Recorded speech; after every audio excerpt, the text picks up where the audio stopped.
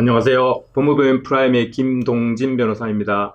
빚을 갚지 않기 위해 현재의 재산을 처분하거나 빼돌리면 어떻게 되는지 물어보는 사람들이 많습니다. 돈을 빌리고 이를 갚아야 하는 경우만 아니라 거래 과정에서 손해를 가하여 그 손해를 배상해 줘야 하는 경우, 또는 수년간 거래를 해오면서 대금을 지급하였으나 일부 물품 대금 채무가 남아있는 경우 등 여러 가지 경우가 있을 수 있습니다. 이러한 경우 채무를 갚지 않기 위해서 어떠한 방법이 있는지 고민하는 사람들이 많은 것 같습니다.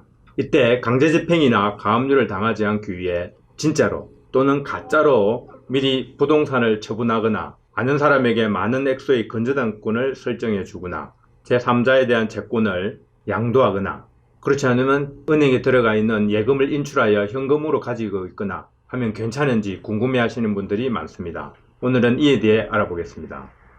강제집행이나 가압류를 당하지 않기 위해 가짜로, 즉 아는 사람과 짜고 미리 부동산을 처분하는 것처럼 하거나 많은 액수의 건저당권을 설정해 주거나 제3자에 대한 채권을 양도하는 것처럼 하는 것은 형사적으로 강제집행 면탈죄에 해당되어 처벌을 받게 됩니다.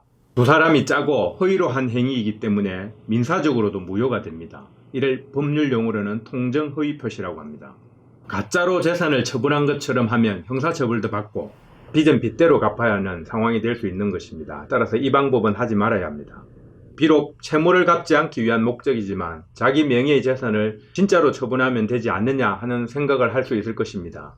빼돌리거나 숨기는 것이 아니고 정상적으로 처분하는 것이기 때문에 죄도 안 되고 거래가 무효가 되지 않아 문제가 없지 않나 하는 것입니다. 그러나 채무 초과 상태, 즉 채무가 자신의 재산보다 많은 상태에서 진짜로 처분하는 것도 사회행위가 되어 취소되고 원래대로 되돌려질 수 있습니다. 많은 분들이 대가를 주고받은 진짜 거래는 사회행위가 아니다, 안된다, 허위거래만 해당되는 것으로 알고 있는데 그렇지 않습니다. 채무 초과 상태에서 유일한 재산을 처분하면 예외적인 경우를 제외하고 진짜 거래든 허위거래든 거의 다 사회행위에 해당됩니다. 따라서 급하게 부동산을 처분하거나 채권을 양도하거나 돈을 진짜로 빌리고 부동산에 건저당권을 설정해 주는 경우도 사회행위에 해당될 수 있습니다. 동생에게, 형에게, 언니에게, 친구에게 정상적으로 대금을 받고 부동산을 팔았는데, 또는 돈을 진짜로 빌리고 건저당권을 설정해 주었는데 이것이 왜 사회행위인가 라면서 억울해하는 사람들이 많습니다. 채무 초과 상태에서는 진짜 거래라도 사회행위가 되어 원상으로 돌려질 수 있으니 주의하셔야 합니다. 아는 사람, 즉 여러분의 동생, 형, 언니, 친구가 피해를 보게 되니 권해드릴 방법이 아니라고 하겠습니다. 그러면 채무 초과 상태에서는 어떠한 거래도 할 수 없느냐 하는 질문이 있을 수 있습니다. 그렇지는 않습니다. 정상적인 거래 과정을 거쳐서 하는 것은 가능합니다. 부동산을 부동산 중개사를 통해 알지 못하는 사람에게 매도를 하고 가격도 당시의 시가 수준으로 하면 취소되지 않을 수 있습니다. 담보를 제공하는 것도 마찬가지입니다. 은행으로부터 대출을 받으면서 건저당권을 설정해주면 취소되지 않습니다. 아는 사람에게 돈을 빌리면서 건저당권을 설정해주는 것이 문제가 되는 것입니다. 채권 양도의 경우에는 대부분 공식적인 거래 시장을 통하지 않고 아는 사람에게 양도하기 때문에 문제가 되는 것입니다.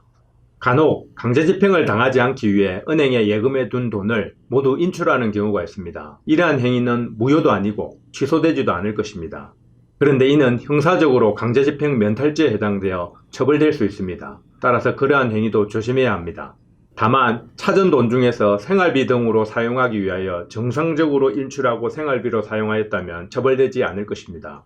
당장은 채무를 갚지 않기 위해 재산을 모두 정상적으로 처분하는 데 성공하였더라도 그 이후 자기 명의로 재산을 계속 보유하지 않는 것도 여간 어려운 일이 아닙니다. 자기 명의로 집이나 토지를 사지 않고 통장 거래도 하지 않고 자기 명의로 월급도 받지 않고 등등 그 대가가 결코 적지 않습니다. 현실적으로 은행을 이용하지 않고 현금만 보관하고 현금 거래만 하면 불편한 점이 너무 많을 것입니다.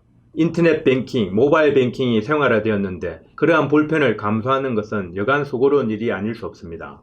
또한 채권자가 10년마다 소송을 제기하여 시효를 연장시키고 재산 명시 신청을 계속적으로 할 것인데 평생 재산을 숨기거나 가지지 않고 산다는 것이 가능한지도 의문입니다. 처음에 재산을 숨기다 결국 버티지 못하고 정상적인 경제 활동을 하기 위해 적절한 금액에 합의를 하고 변제하는 경우를 많이 보았습니다.